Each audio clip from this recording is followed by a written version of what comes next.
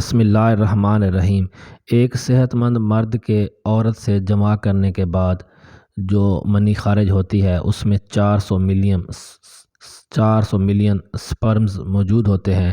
لہٰذا منطق کے مطابق اگر اس مقدار میں نطفہ کو رحم میں جگہ مل جاتی تو 400 ملین بچے پیدا ہو جاتے، جبکہ یہ 400 ملین سپرم ماں کی بچہ دانی کی طرف پاگلوں کی طرح بھاگتے ہیں، اور اس دوڑ میں صرف 300 یا 500 سپرمیں ہی بچ پاتے ہیں، اور باقی وہ راستے میں ہی تھکن یا شکست سے مر جاتے ہیں۔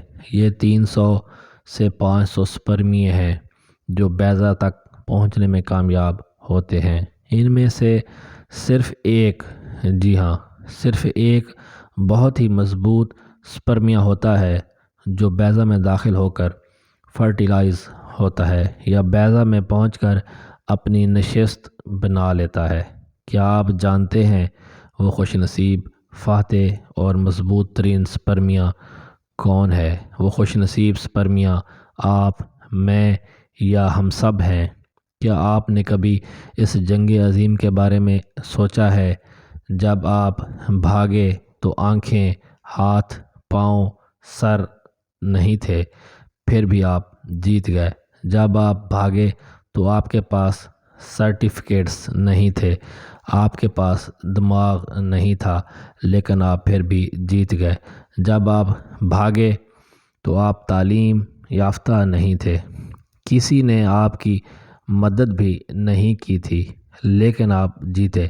آپ کے وجدان کی نظر میں صرف منزل تھی جب آپ بھاگے، اور آپ ایک ہی ذہن کے ساتھ بھاگے تھے۔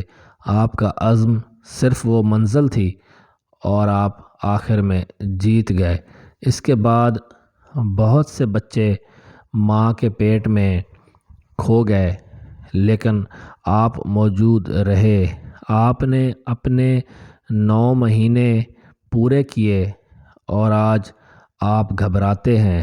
جب کچھ ہوتا ہے تو آپ مایوس ہو جاتے ہیں، لیکن کیوں؟ آپ کو کیوں لگتا ہے کہ آپ ہار گئے؟ آپ نے اعتماد کیوں کھو دیا ہے؟ اب آپ کے پاس دوست، بہن، بھائی، سرٹیفکیٹس، سب کچھ ہے۔ یہاں ہاتھ پاؤں ہیں، تعلیم ہے، منصوبہ بندی کرنے کے لیے بہترین دماغ ہے، مدد کرنے کے لیے لوگ موجود ہیں، پھر بھی آپ نے امید ختم کر دی ہے۔ جب کچھ ہوتا ہے تو آپ کیوں ٹوٹ جاتے ہیں؟ آپ کیوں کہتے ہیں کہ میں زندہ نہیں رہنا چاہتا؟ آپ نے کیوں کہا کہ میں ہار گیا؟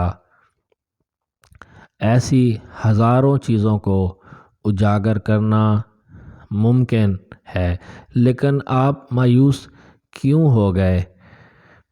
آپ فرسٹریٹ کیوں ہوئے؟ آپ شروع میں جیتے، آپ آخر میں جیتے، آپ اب بھی جیت سکتے ہیں۔ ہمت کریں، منزل زیادہ دور نہیں ہے۔ اگر ویڈیو اچھی لگے تو لائک کر دیں اور چینل کو سبسکرائب کر لیں۔ شکریہ۔